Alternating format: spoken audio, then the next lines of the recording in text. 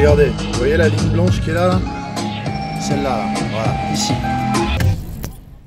Bonjour à tous. Alors si je vous ai montré la ligne là, c'est parce que j'ai vu un truc que j'ai trouvé incroyable en fait. Vous allez dire c'est pas grand chose, camarade, il t'en faut peu pour être choqué.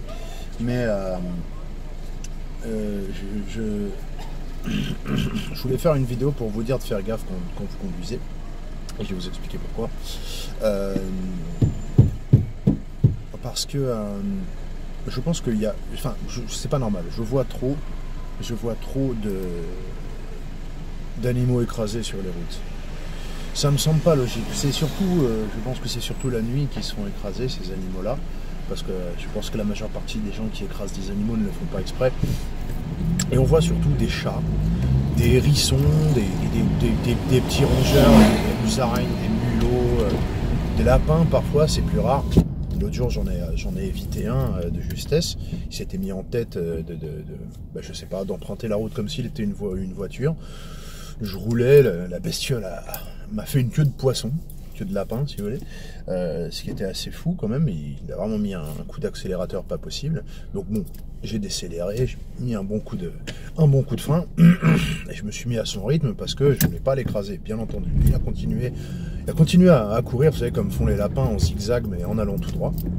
Ce qui peut être pratique pour éviter les coups de fusil éventuellement, mais par contre pour éviter les voitures, c'est bidon comme mouvement.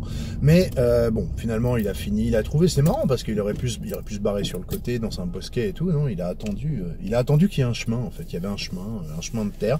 Donc il a bifurqué dès qu'il a vu une route. C'est marrant. C'est un lapin, je sais pas. Un lapin automobile. Bon, peu importe, on s'en fout, c'est pas l'important. Je vous préviens. C'est pas polémique aujourd'hui, c'est pas politique, donc cassez-vous si ça vous intéresse pas, et ce que je comprends aisément. C'est autre chose à foutre que m'écouter parler, surtout si en plus je parle de sujets annexes. Et je vous disais, je vous ai montré cette ligne-là, dans cette rue précise, vous avez vu qu'on était à l'arrêt, c'est une rue avec des feux,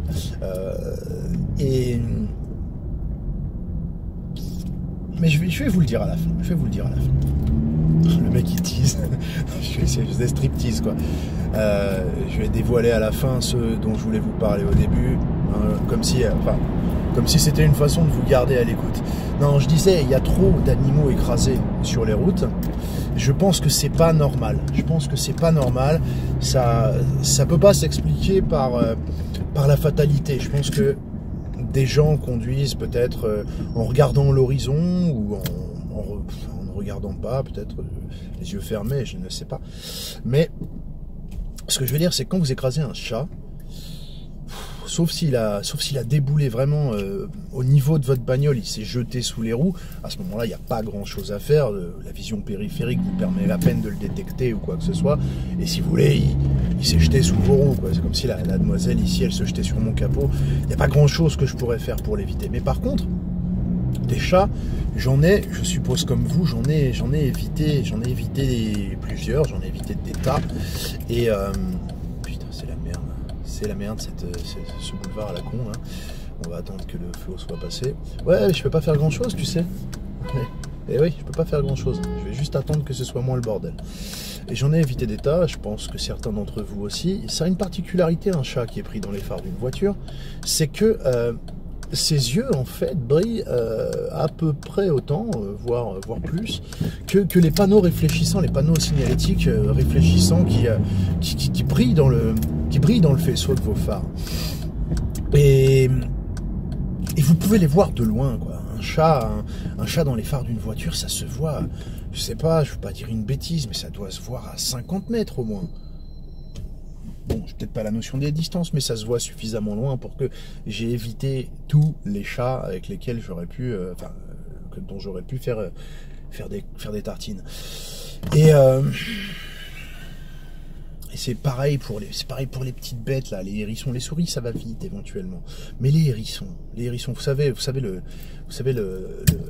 l'affection que j'ai pour ces petites bêtes, c'est familial, c'est comment on appelle ça, c'est sentimental, hein, ma petite fille et moi. Bon, ma petite fille est fan de hérissons, elle adore ça, moi aussi. Je trouve c'est bon. Je pense que j'en aurais pas grand chose à foutre des hérissons si les hérissons n'étaient pas la passion de ma fillette. Elle a 10 ans. Vous savez comment sont les papas avec avec leurs filles.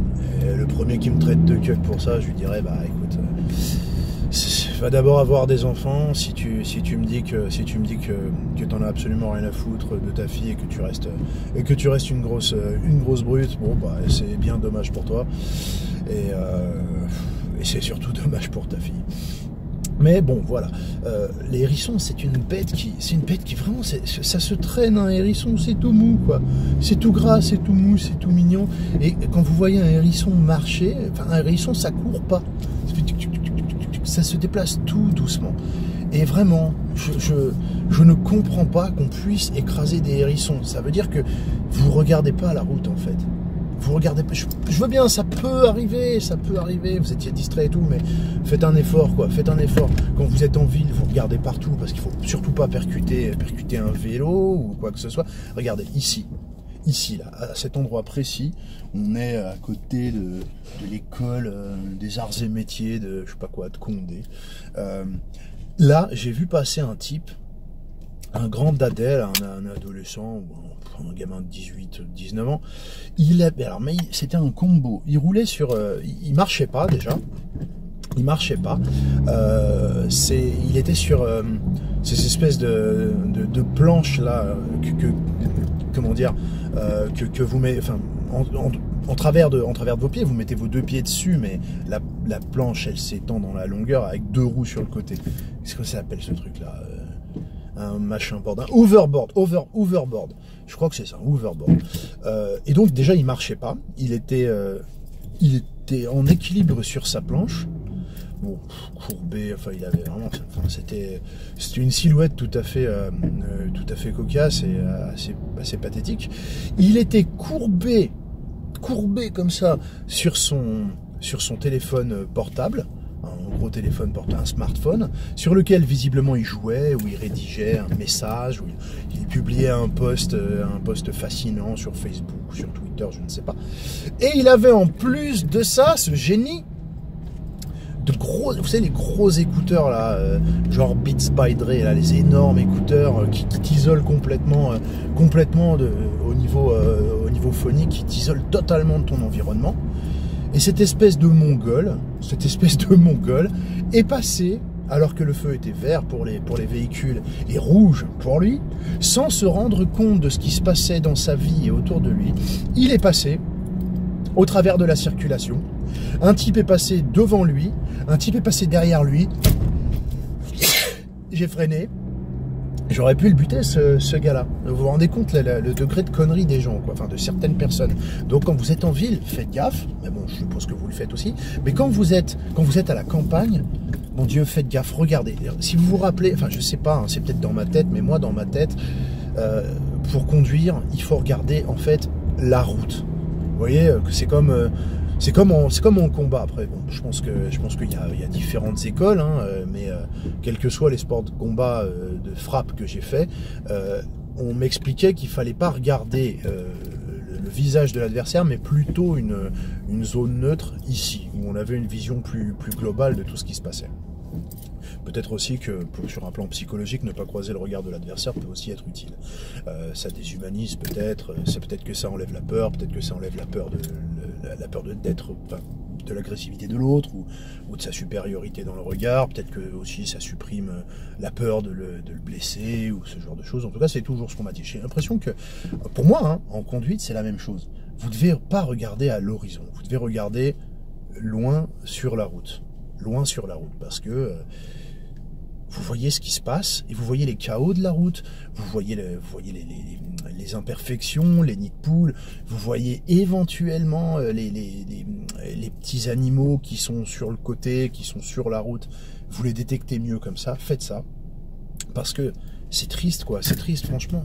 Vous allez me dire, ouais Conrad, ah putain, Tarlouse, il est en train de pleurer pour un chat mort, mais ouais, effectivement, effectivement, c'est triste un chat mort, c'est triste un animal mort, pour rien en plus, pour rien. Vous voyez, c'est déjà triste quand on les tue pour les bouffer.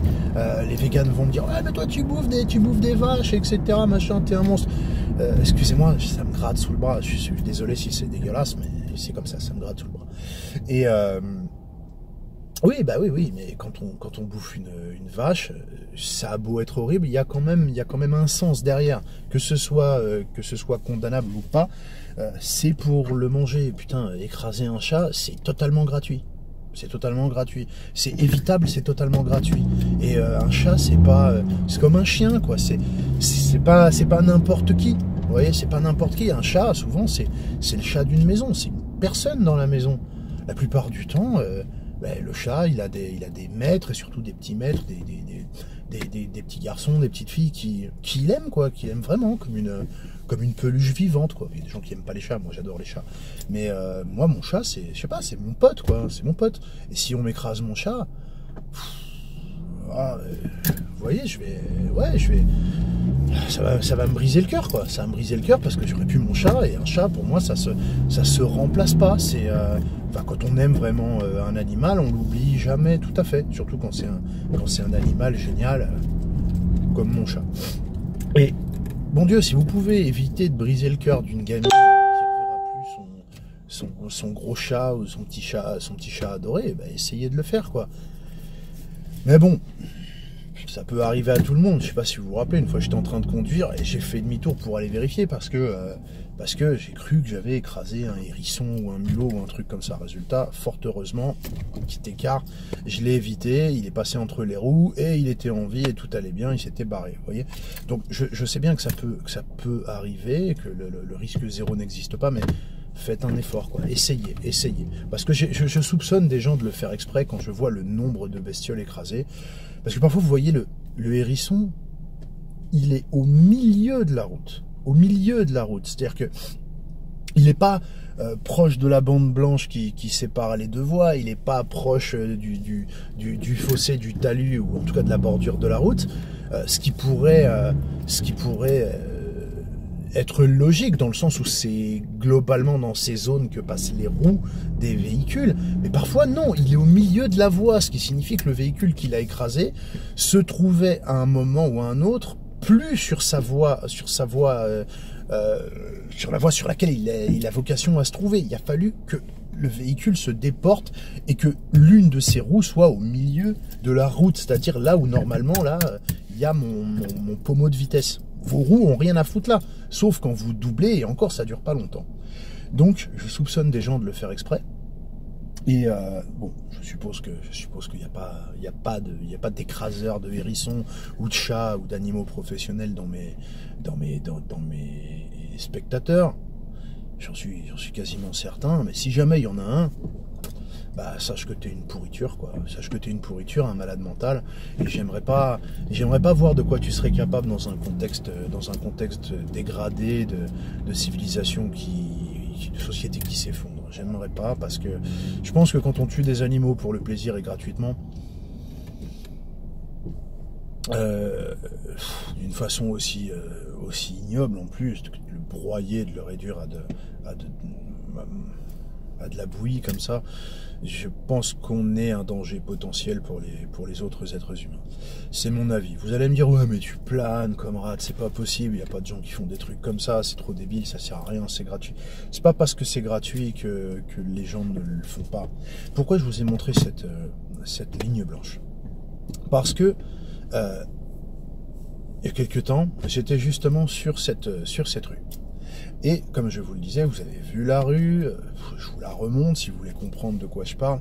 Vous voyez, à 9h du matin, comme c'était le cas, quand je me rendais au boulot, à 9h du matin, il y a des feux, il y a plusieurs feux, dont 2 feux qui se suivent à même pas 10 mètres d'intervalle.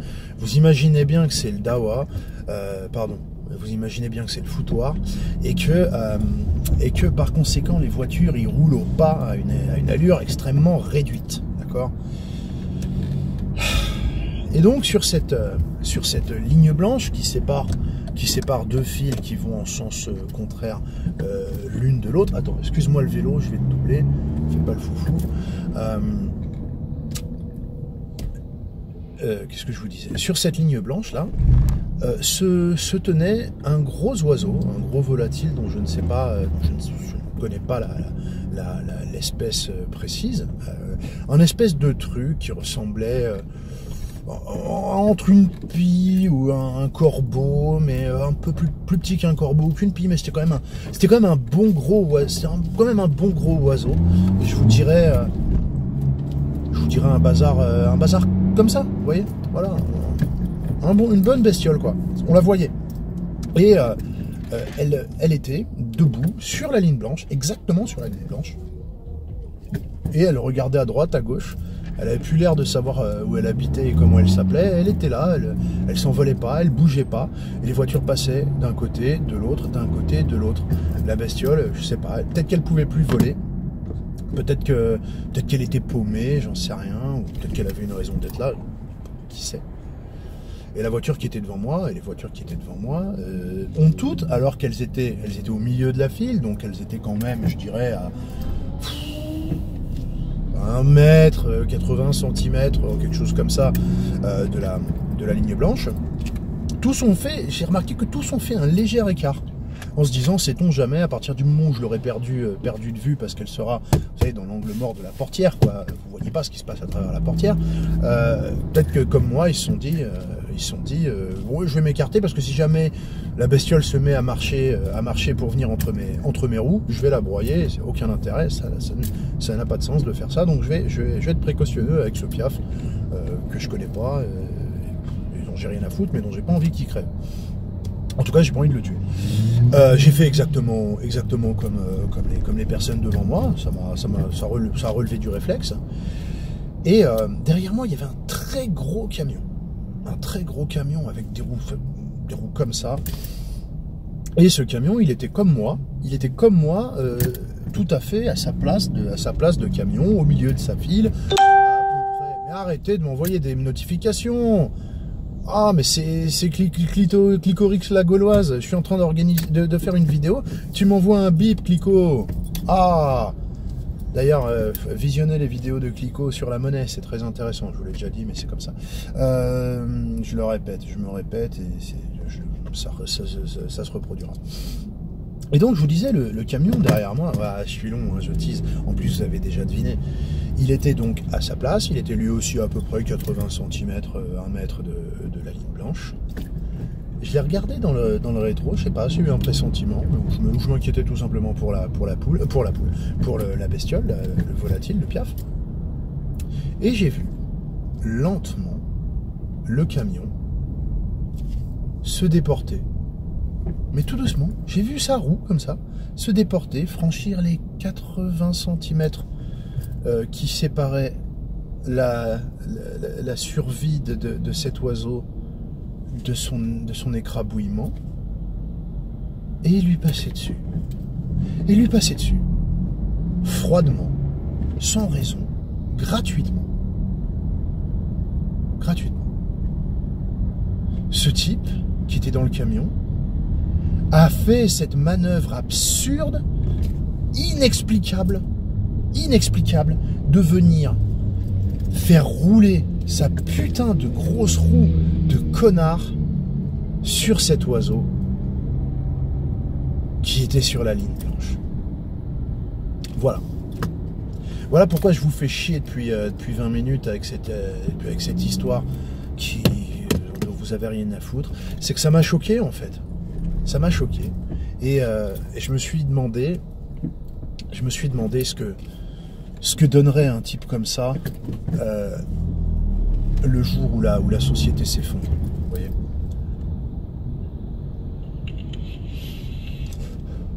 En cas de guerre, dans un village ennemi, hors de la surveillance de son colonel ou de son capitaine ou de son lieutenant, qu'est-ce qu'il ferait aux gens? Un type pareil. Un type qui s'est fait plaisir un beau matin en allant bosser sur les chantiers, peut-être parce qu'il avait un gros camion benne. Et il s'est fait un petit plaisir. Il a réduit mon gros piaf en purée, quoi. J'arrivais pas à le croire. C'est fou. C'est complètement fou parce que c'est gratuit. Le problème, c'est pas qu'un oiseau soit mort. Bien les choses à leur place. On me dit, ouais, Conrad, non, ouais, il y a des Africains qui meurent de faim, il y a des Chiliens qui bossent dans les mines, il y a nanana. Arrêtez vos conneries, quoi, sérieusement, arrêtez de toujours tout relativiser. On peut quand même se préoccuper de toutes petites choses en étant évidemment conscient que si j'avais le choix entre sauver ce piaf et sauver un être humain, je préférerais sauver l'être humain, ça semble tout à fait logique, mais le piaf, il était sous mes yeux. Le piaf, il était sous mes yeux, mais on voit des choses absolument ignobles, hein, je suis complètement d'accord. C'est pas la peine de mettre, je vous en parle parce que je l'ai vu de mes yeux, mais c'est pas la peine de mettre les choses horribles qu'on peut voir dans je sais pas quel pays. J'ai lu ça, c'était en Chine ou un truc comme ça, un pays comme ça, où il y avait un bébé qui s'est fait, un bébé, une petite fille, je sais pas ce qu'elle foutait là, qui s'est fait éclater par une bagnole. La bagnole s'est pas arrêtée, la bagnole suivante lui a roulé dessus dans le plus grand des calmes. Je le sais, mais je vous parlais juste de ça parce que ça m'avait choqué. Alors, ouais. Après, c'est pas la peine de me dire, ouais, Conrad, t'es mal placé pour parler, tu conduis comme un malade mental, etc. Vous savez pas à quelle vitesse je conduis, vous avez un point de vue relatif, vous avez un angle déjà, vous voyez la fenêtre de côté, évidemment, vous voyez le décor qui bouge de profil. Ça vous donne une sensation de vitesse. Mais vous avez jamais remarqué ça quand vous étiez petit? Que quand vous étiez passager, que vous regardiez devant, vous aviez l'impression que ça ne roulait pas, que ça n'allait pas vite. Et quand vous regardiez par la fenêtre, alors là, par contre, vous aviez l'impression que vous alliez très très vite. Et pourtant, bah, votre père roulait à une vitesse normale. Alors, c'est pas la peine de me gonfler. Des animaux, j'en ai jamais écrasé.